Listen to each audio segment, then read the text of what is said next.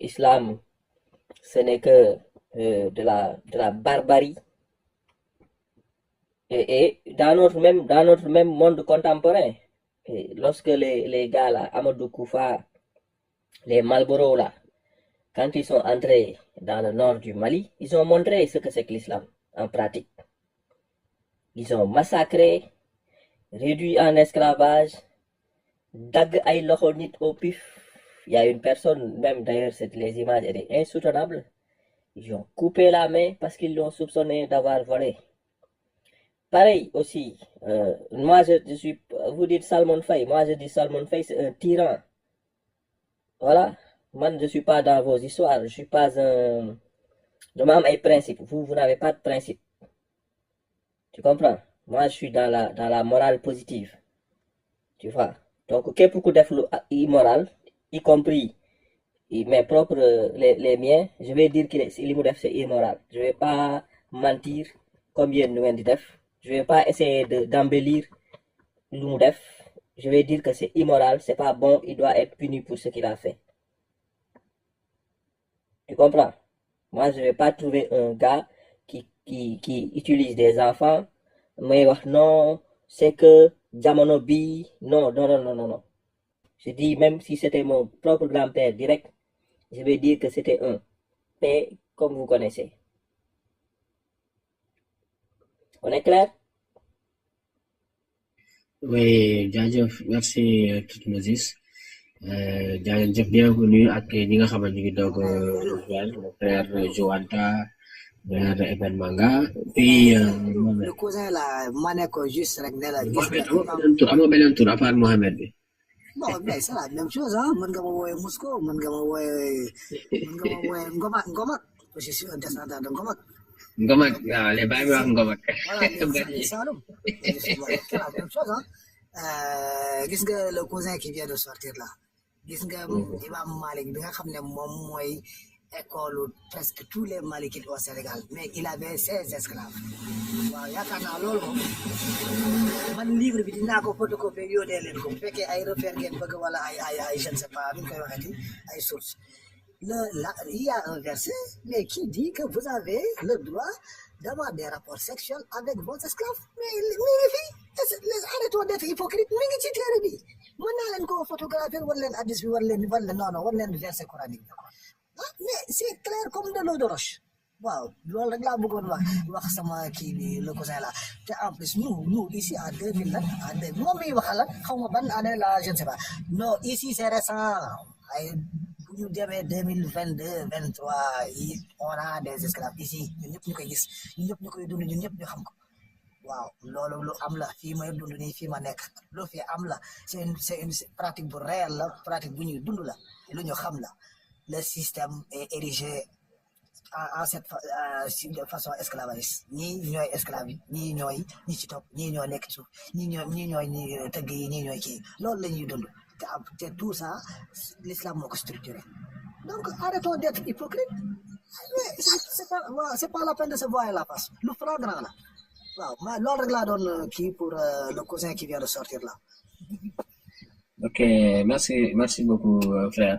Waaw bon c'est vrai que verset boobu c'est bon ça existe après dinaa ko dugal en commentaire pour ñi nga xamante ne bëgg nañ koo dem lire là où c'est permis de coucher avec son esclave donc pour ñi nga xamante ne bëgg nañ ko bon ñeneen ñi nga xamante ne peut-être maîtriser nañ ko sax war nañ koo xam naa ne Badji moom maîtriser na ko war na ko xam bienvenue au frère Jo Anta bienvenue au frère Eben Manga donc oui frère Eben Manga vas-y bu fekkee tu as une intervention à faire et que yaa ngi may dégg. Allô, vous m'entendez? Ouais, on t'entend, oui. Oui, merci Diouf, merci de m'avoir accepté dans votre panel. Bienvenue. J'apprécie ce que vous faites, quoique je ne suis pas... Tchedo, c'est ça le qui est en français? J'apprécie ce que vous faites, je vous suis. Et j'ai une personne qui vous connaît, qui vous suit vraiment, et avec lui on échange souvent. Alors, moi je suis un chrétien évangélique. Oui. Donc, Et j'ai une relation particulière avec la Bible.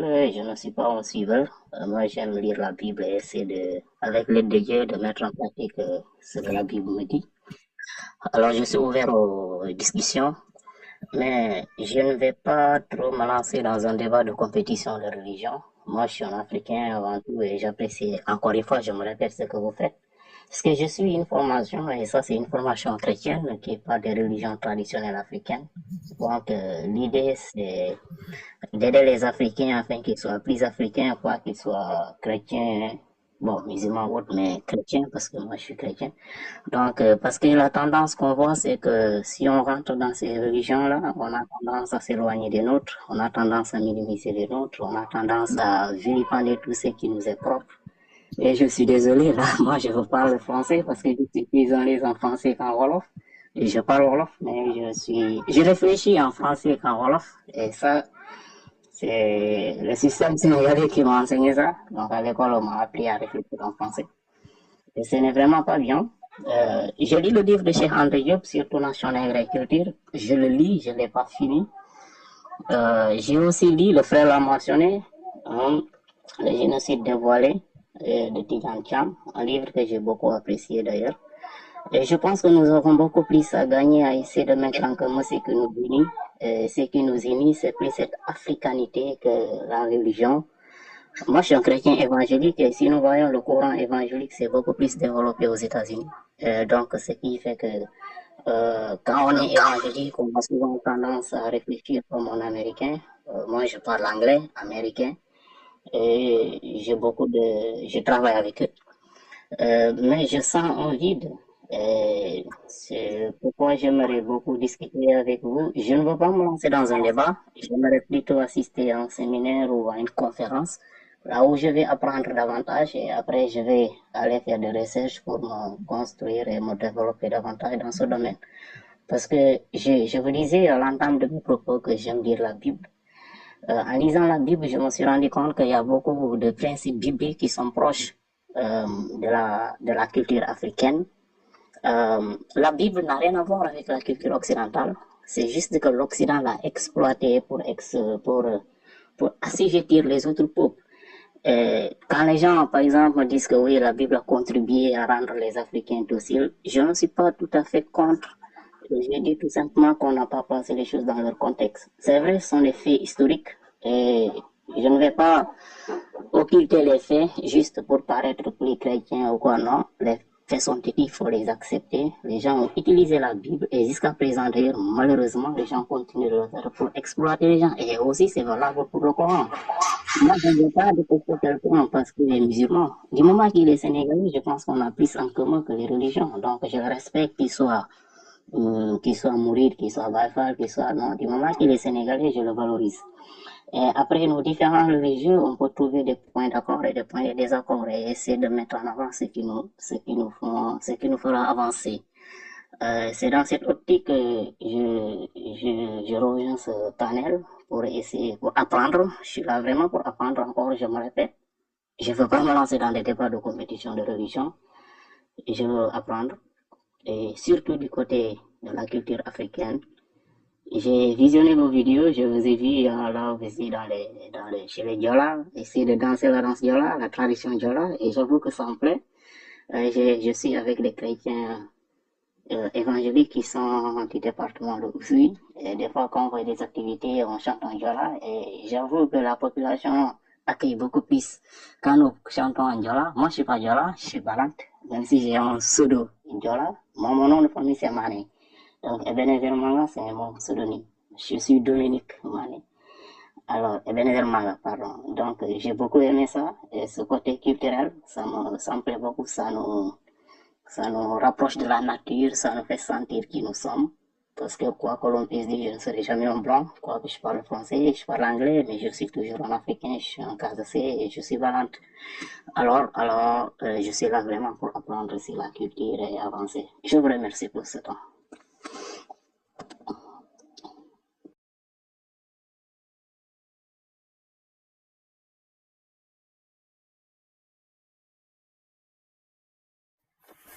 Joe, come on, Joe.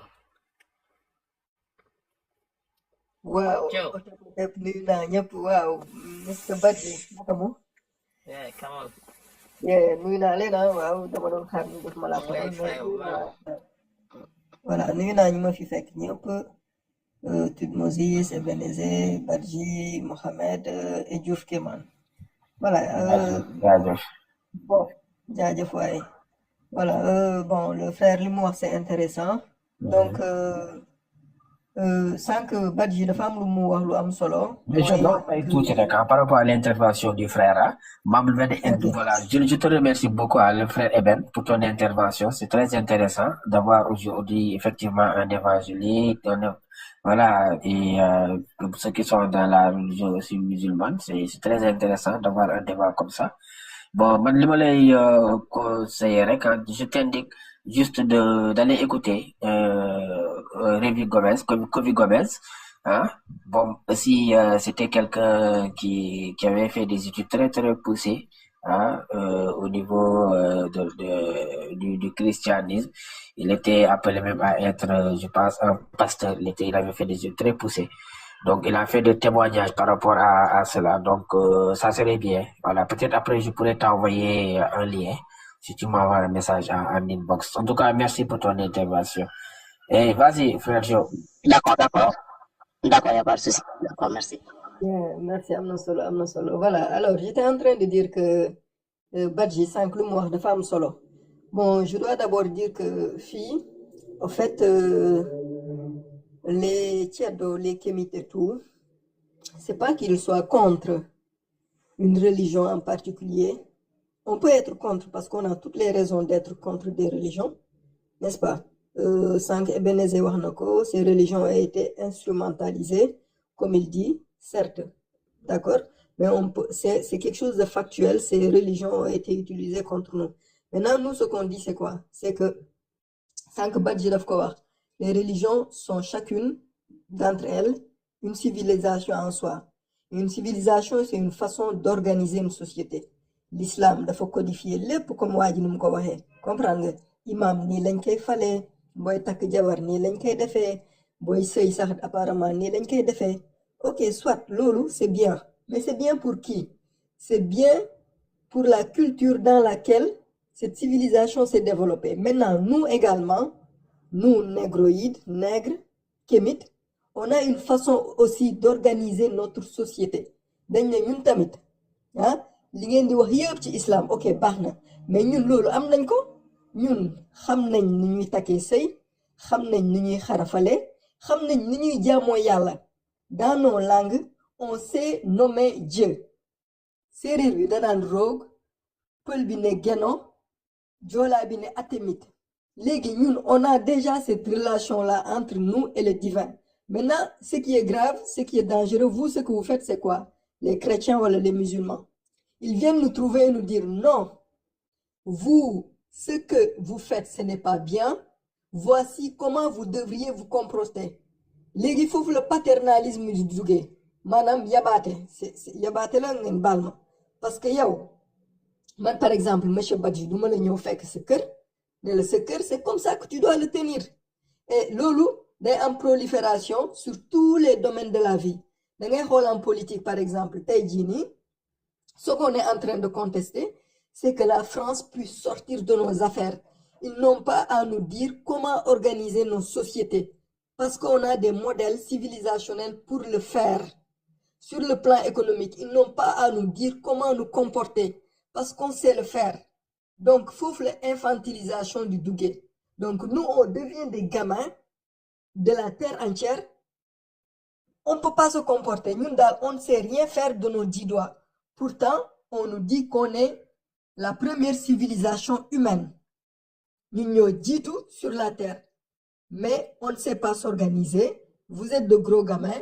Restez chez vous. On va vous dire nan ngeen di jaamu yàlla. Du ngeen di jaamu yàlla. Du ngeen ko wax en séeréer. Du ngeen ko wax en peul. Du ngeen ko wax en joola. Vous allez le dire en latin ou en arabe. Parce que votre langue est inappropriée. Maintenant, nous, qui avons compris comment tout cela est arrivé, avec le temps, on s'est dit, mais attends, maintenant que le temps est passé, que les religions sont arrivées comme elles sont arrivées, pour la plupart avec une grande violence. Moi, j'ai l'habitude de dire que les deux religions qui nous ont conquis, il y a une religion qui est arrivée par l'Occident et avec les caravelles. Les caravelles, c'est les bateaux que les explorateurs utilisaient pour atteindre les côtes africaines. Et l'autre est arrivé par l'Orient avec les caravanes que vous connaissez. Mais ces religions ont été imposées, ça il faut le savoir. C'est-à-dire les Arabes ne sont pas entrés en contact avec les Africains pour, avec une opération de charme, les dire « sama gars yi, yéen la façon dont vous voyez les choses, ou la façon dont vous rendez un culte à votre divin, c'est bien beau, mais ñam leen bi moo dàkk ». Non. Donc, le premier contact qu'il y a eu, c'est un contact violent.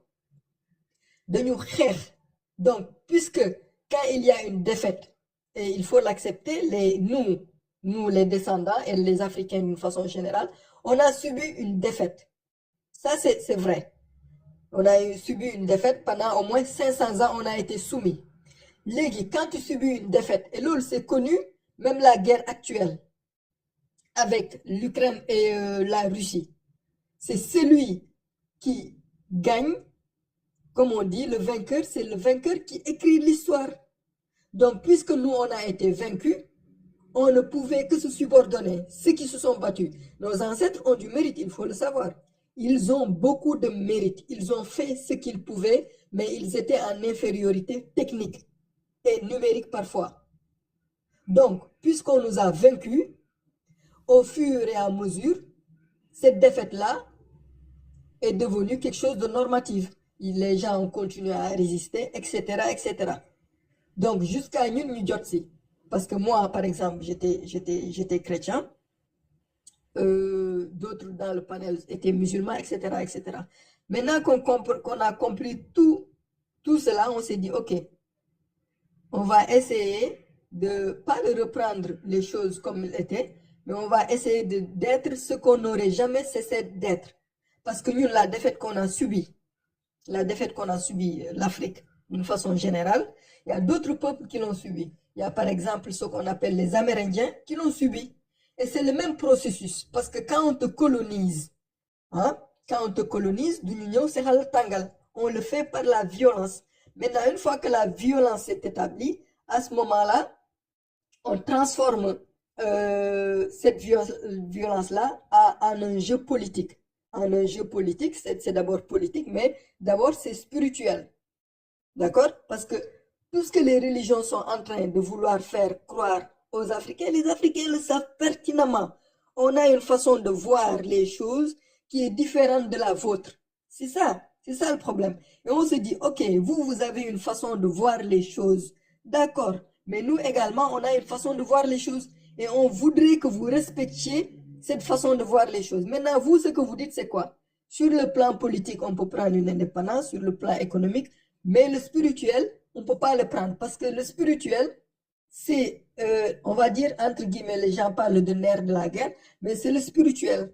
Parce que c'est à partir de ce spirituel-là qu'il va y avoir une prolifération sur tous les plans.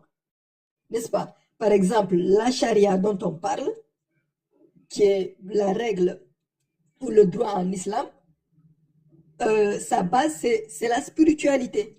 Eh bien, cette spiritualité-là, nous également, nous l'avons. À partir de notre spiritualité qui va organiser nos sociétés. C'est à partir de ces spiritualités-là qu'on va dire un tel, par exemple, c'est un roi, n'est-ce pas? Il l'a reçu d'une telle divinité, etc., etc. Qui, c'est un saltigué, etc., etc. Donc, je vais donner juste un exemple. Par exemple, la civilisation africaine, elle est essentiellement matrinellaire. Madame, tout s'organise entre parenthèses autour de la femme. Et les civilisations chrétiennes, islamiques, judéo-chrétiennes, de façon ramassée, ce sont des civilisations patrilinéaires. C'est-à-dire que c'est autour d'un homme. C'est ce qui va expliquer, par exemple, que par exemple, dans la Bible, on va prendre la Bible. Et cette même histoire-là, je pense, elle existe chez les Juifs et chez les musulmans. Donc, le monde a été créé à partir de la Genèse dans la Bible. Voyez-vous, il y a eu Adam, donc c'est à partir de Adam que va naître Ève. Donc, l'homme est au-dessus de tout. Maintenant, la première faute qui a été commise dans le jardin d'Éden a été commise par une femme. Ève, rompre le serment entre guillemets, n'est-ce pas? Et la faute, cette femme-là va la porter et cela va se proliférer jusque dans l'organisation sociétale des religions. C'est ce qui va expliquer qu'il n'y aura pas de rabbin femme, rabbin boujigen amoul, imam boujigen amoul, pape boujigen amoul. C'est parce que la femme porte en elle ce stigmate-là. Lolo, c'est spirituel depuis la Genèse. Cela va se proliférer dans toutes les sphères de l'organisation de la société. Maintenant, prenons par exemple l'Égypte antique, Isis et Osiris. Seth, Osiris, c'est Isis qui va rassembler. C'est Isis, parce que Seth, c'est un homme. Donc la faute dans la spiritualité africaine va venir de chez l'homme. C'est l'homme qui rapporte le problème dans la société, sur le plan spirituel. C'est Isis qui va rassembler toutes les parties, toutes les parties qui ont été découpées, n'est-ce pas, pour pouvoir reconstituer Osiris. Donc, la femme va avoir un rôle prépondérant dans les sociétés africaines. Donc, qu'est-ce qui va se passer sur le plan politique? On va avoir des reines, n'est-ce pas?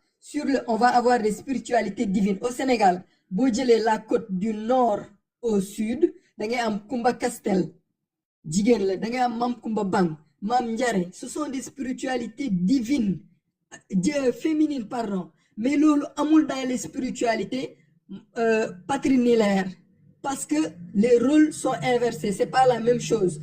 Chez les Sérères, il va y avoir, par exemple, ay saltige yu jigéen. Boo duggee fi Joal wala nga wàcc dans le Sine, tu vas encore voir des saltige jigéen qui sont capables de faire tomber la pluie. Boo demee en Casamance, par exemple, la dernière des résistantes, c'était une femme, c'était Aline Sitoé Diatta, qui par ailleurs, entre parenthèses, a été dénoncée, et ça je ne le dis pas, vous pouvez faire un tour sur YouTube. Il y a un documentaire qui est sorti il y a cela 2 ans ou 3 ans sur la reine, sur Aline Sitoé Diatta. Aline Sitoé Diatta a été dénoncée par un certain marabout du nom d'Aïdara. Et il y a aussi les missionnaires également qui ont témoigné contre elle, contre Aline Sitoé Diatta. Or, Aline Sitoé Diatta, dans sa déposition, qu'est-ce qu'elle disait? Elle était là pour que la spiritualité africaine ne disparaisse pas, parce qu'elle sait que c'est à partir de ça que va s'organiser le reste de la société. C'est comme ça qu'on va déterminer le jour, la nuit, c'est comme ça qu'on va dire quand est-ce qu'on doit aller au champ, quand est-ce qu'on doit manger, quand est-ce qu'on doit prier, etc., etc., etc. C'est ce qui se passe, c'est ça l'enjeu au fait. Maintenant, nous qui avons compris ça, on s'est dit, mais c'est le spirituel qui va faire l'âme de la chose. On ne peut pas se permettre de laisser cette partie-là, identité, que d'autres le prennent en main et l'organisent pour nous. C'est ce qu'on dit. C'est simple. On n'est pas, et je le dis, tout le monde ici sont nos frères, hein, les chrétiens comme les musulmans, parce que nous, on a vécu dans ces religions-là et on va continuer à vivre en harmonie avec tout le monde. Mais nous, maintenant, qui avons compris un certain nombre de choses, et par rapport à notre point de vue, parce qu'il faut savoir que chacun voit midi à sa porte, sans que Badji Mounko noir, mais ça s'appelle de l'exclusivisme. Ça veut dire quoi? Ça veut dire que chaque religion, et là, les chrétiens peuvent en témoigner, les chrétiens vont te dire que le salut ne passe que par le Christ. C'est impératif. Lolo, les chrétiens le croient dur comme fer. Donc, on est obligé de vivre avec les musulmans par tolérance. Et les musulmans sont absolument convaincus à 500% que l'islam, c'est la seule voie du salut. Les juifs sont aussi convaincus que c'est la seule voie du salut à 500%. Voyez-vous un peu? Le mot exclusif, c'est-à-dire que exclusivité, la voie par laquelle les gens vont aller au paradis, voilà, les gens ne vont pas rentrer au paradis, cette voie-là, les musulmans vont dire que c'est l'islam, les chrétiens vont dire que c'est Jésus, les juifs vont dire que c'est Abraham, etc., etc. Maintenant, nous également, on a une façon de voir les choses, on se dit, puisqu'on doit aller au marigot, parce que je donne également cet exemple-là, puisque nous allons aller en marigot, n'est-ce pas? Chacun quitte le chemin qu'il a emprunté pour arriver à ce marigot-là. Maintenant, ce qui se passe, c'est que les religions nous disent non, vous ne devez pas emprunter ce chemin-là, il est dangereux. Laissez ce chemin-là, venez prendre notre chemin. On se dit, mais non, vous avez votre chemin, nous on a notre chemin. Ok, prenez votre chemin, laissez-nous prendre notre chemin, n'est-ce pas? Puisqu'on est, qu'on est tous des hommes et que c'est pour la grandeur divine, pour le bien de l'humanité, eh bien, s'il y a plusieurs chemins pour aller à un endroit, cela facilite simplement les choses. Ni buñ naré dem Dakar, ni nara jaar Guédiawaye pour dugg ki ñële jugé parcelle pour dugg fele. C'est bien, mais bu ñëpp taxawé ci benn ki non seulement il y a embouteillage et c'est pas intéressant du tout. Comment est-ce qu'on peut acclamer le divin si nous tous on est musulmans, voilà si nous tous on est chrétiens, voilà si nous tous, ça n'a pas de sens en fait. C'est monochrome alors que Dieu n'est pas comme ça. Voyez-vous un peu ce que je veux dire? Bon, je vais pour le moment m'arrêter là en attendant. Oui, le frère, oui. En tout cas, merci beaucoup, hein. Moi, j'ai bien aimé l'intervention avec la chronologie, les références, tout et tout. Vraiment, merci beaucoup pour cette intervention. Oui, le frère Badji, comme qu'on a encore plus d'intervenants, le tour là est un peu long avant ñuy agsi si yow. Mais dama lay bàyyi ak la parole, bu fekkente ne tu as des éléments de réponse avant ñuy voilà jox à Bamba Kane. On te souhaite la bienvenue à Excellent Jàmm, Bamba Kane, Excellent Jàmm. Allez, vas-y frère Badji.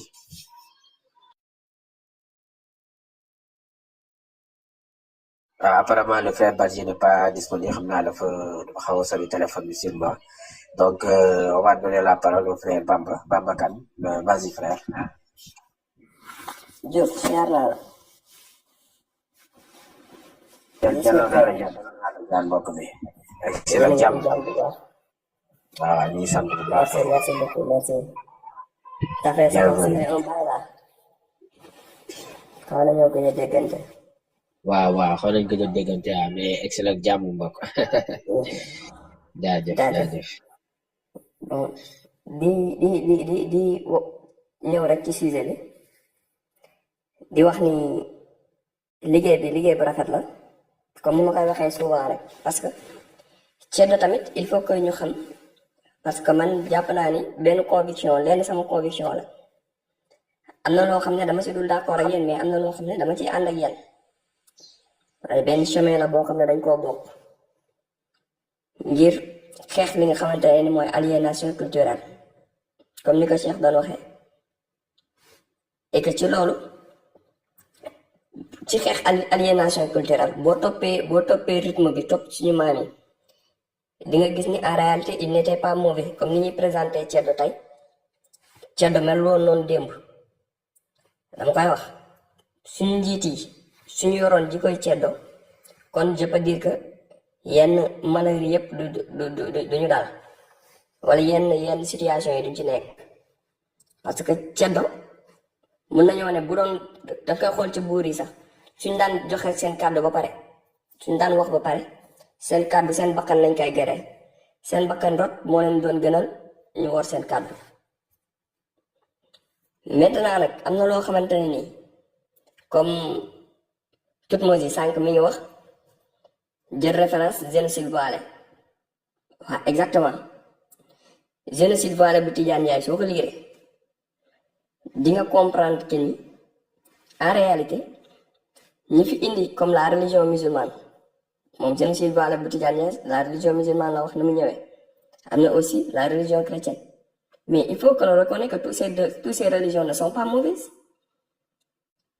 tey soo xoolee ci génocide voilé ni ñu koy comprendre ne serait-ce que au thème ne serait-ce que le thème rek ce qui est mauvais ci apport de l'islam de cette religion ce qui est mauvais mooy le génocide ce qui est bon mooy la voile liñ jël pour voiler le génocide mais c'est quelque chose de bon c'est pourquoi ñu jël ko voiler ko la mauvaise la voile boobu noonu c'est la religion musulmane la religion n'est pas mauvaise et que loolu benn aspect la beneen aspect mooy en réalité on dit que l'Afrique est le berceau de l'humanité aucune science n'est étrangère à l'Afrique d'accord et que maa ngi doon suivre sa page sànq Diouf sànq xaw ma démb ngay def benn explication expliquer ni xarala yu bees yi nii ñu am réseaux sociaux yii nii naam mun nañoo jàpp ni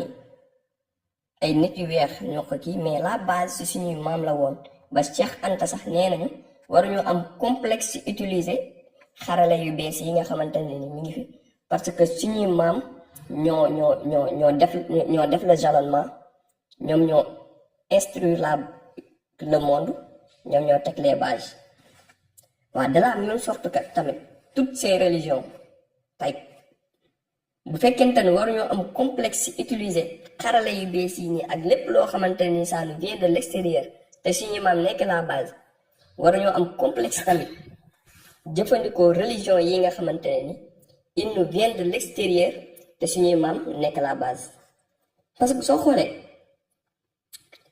su ne les pharaons à l'Égypte ils étaient des noirs l'Égypte antique yonent yàlla Moussa Moïse donc il était noir et que aujourd'hui soo demee dans le charia c'est pratiquement la loi Moïse maintenant ñoom ni ñu indee nous reconnaîtrons que les Noirs sont mauvais naar baaxut je peux le dire haut et fort la manière dont ils ont introduit l'islam en Afrique est inhumaine ils ont castré nos ancêtres ils les ont maltraités mais li nga xamante ne nii moom lañ jël utiliser ko comme prétexte pour mën a def loolu bah bon c'était la religion qu'ils ont pris comme prétexte moo tax dans génocide de Tidjane Ndiaye disait que bon ils avaient d'une main ils avaient le Coran d'une main et le coton de l'autre main et menaient hypocritement les prières. Il exerçait hypocritement les prières. Mais il faut que l'on essaye de comprendre à travers les mots. S'il exerçait hypocritement les prières, cela veut dire que nous, prière bobu ñu doon def. En réalité, naar yoy non gëmuñu ko, ils ont adopté la religion pour suñu ñëwé ils n'étaient pas des fervents croyants. Eux, ils ont adopté la religion, ils l'ont utilisée pour faire, c'est-à-dire l'aspect économique lañ jiitaloon. Maintenant, cet aspect économique, pour que nous aboutir à nous atteindre leurs objectifs, il faut que nous ayons échappatoire. Et ils ont utilisé la religion comme échappatoire. Maintenant, dans la religion, il y a des choses qui sont bon, ça reste à mettre des interrogations. Mais il faut que l'on reconnaisse que toutes ces religions ont subi des transformations. Parce que après la disparition du prophète Mohammed, il y a eu des hadiths que les gens véhiculent. Mais il y a de ces hadiths qui ne sont pas authentiques. De la même sorte que la religion chrétienne. C'est pourquoi on note les divergences dans les religions. Dans la religion musulmane, si vous allez, il y a les wahhabis, il y a les Ahlul Tasawuf. Mais dans la religion chrétienne aussi, il y a les catholiques, les protestants et autres. Il y a des divergences parce qu'il y a des incompris. Et qu'il y a aussi des modifications. Mais, le combat noble, ça doit être une réaction nationale. Moi, la lutte contre l'aliénation culturelle. Et cette lutte contre l'aliénation culturelle ne doit pas être une lutte contre les religions révélées. ça doit être une lutte contre la divorce entre l'Africain et sa culture. Pas entre l'Africain et sa croyance, mais entre l'Africain, on exclut la foi, on fait comprendre à l'Africain que tes ancêtres avaient une civilisation bien avant l'arrivée des Occidentaux.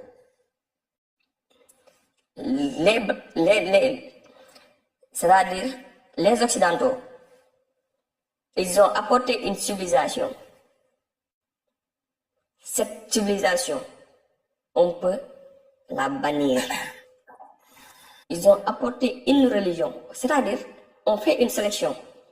On sélectionne le bon de ce qui apporte les bonnes graines et on exclut le reste. Maintenant, si on veut tout bannir, on sera les seuls perdants.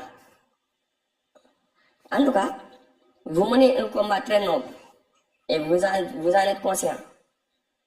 Mais parfois, je peux dire, di ngeen rafet la cible parce que tey patience bu baax ma mën a am taxaw 2 heures de temps di la déglu ngay expliquer muy déglu keneen ak keneen on attaque la religion am na koo xamante ni bu la commencé déglu soo duggee ci foi am rek automatiquement tu l'as perdu alors que kooku am na ni nga mënoon jaaxal ba en réalité mu comprendre que ni gis nga même ci suuf da ngay gis gars yi ceddo nitu safara la ceddo nii mais alors que en réalité bu fekkente ni jëf rek la yàlla di fay bu fekkente ni jëf rek la yàlla di fay keroog yomal xiyam ceddo kenn du ko njëkk a dugg àjjana mais bu fekkente ni ci côté religion dañ faa aw automatiquement dañuy bannir ceddo alors que tel ne doit pas être je peux dire l'identité du ceddo.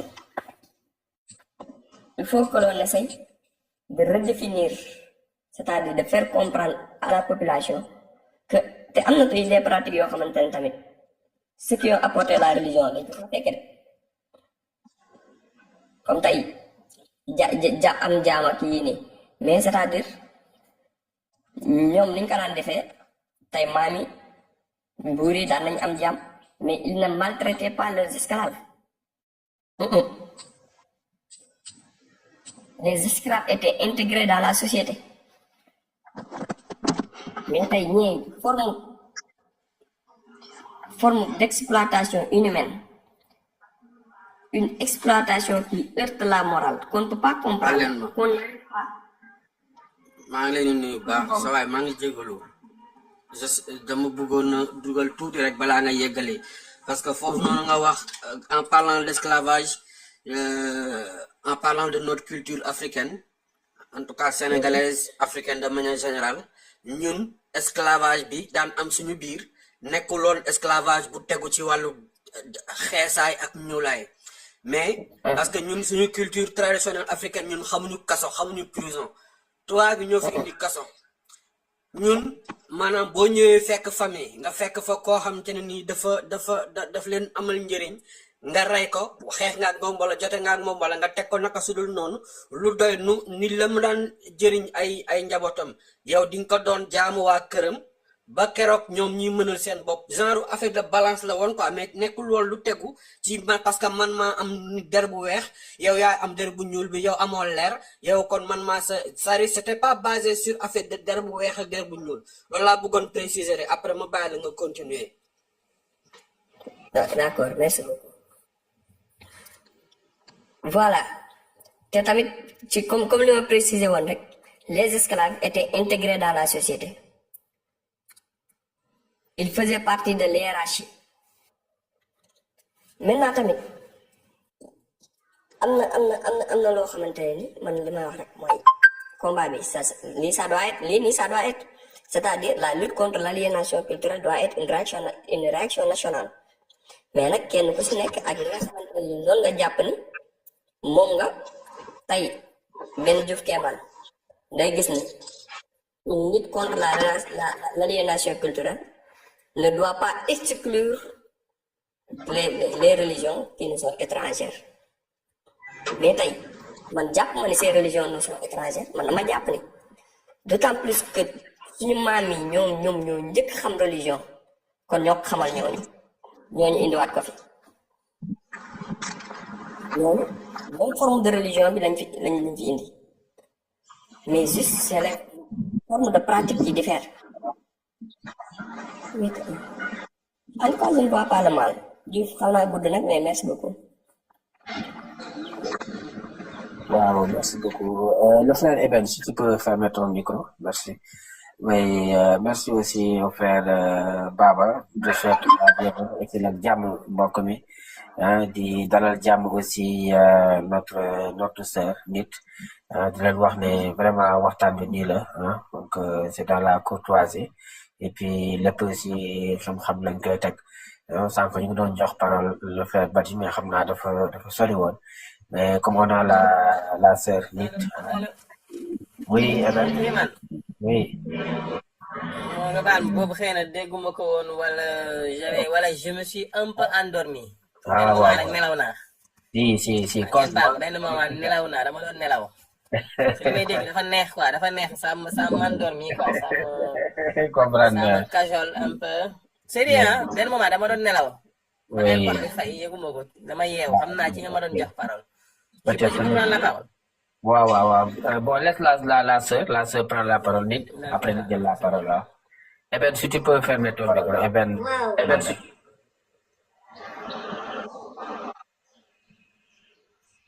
waaw ote pas tous maa ngi leen di nuyu yéen ñëpp waaw Diouf kamit maa ngi lay nuyu mon frère.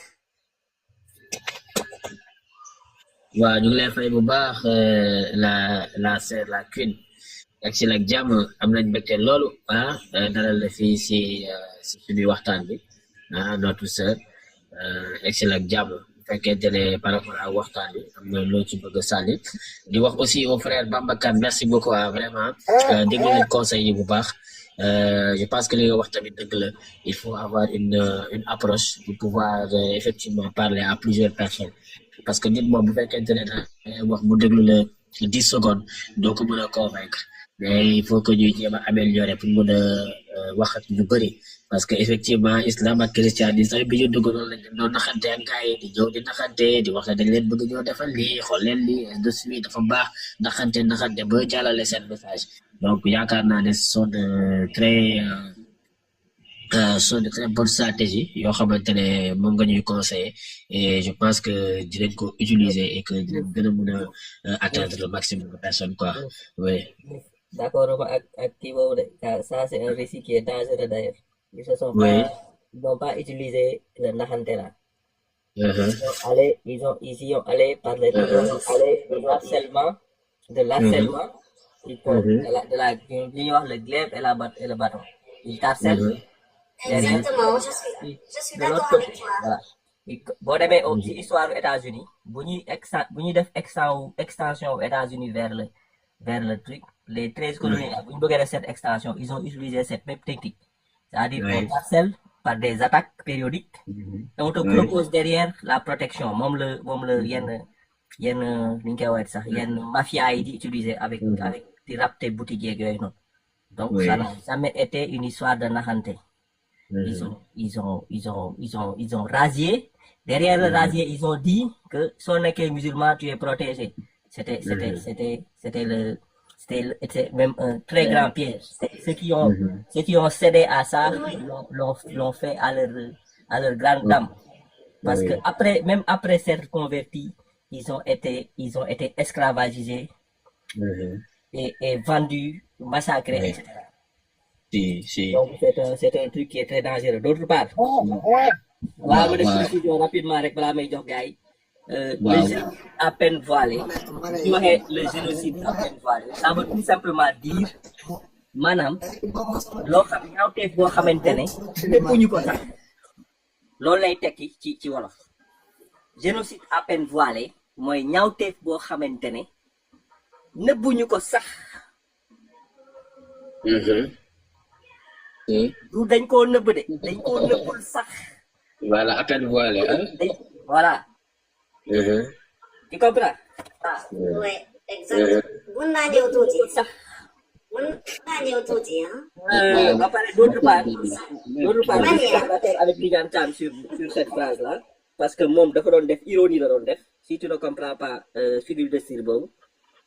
C'est juste pour t'amener à lire le livre. Moo tax mu wax la ne la oui le Coran d'une main, le couteau d'eunuque il fallait yegg si fi mu waxoon le couteau à eunuque de l'autre.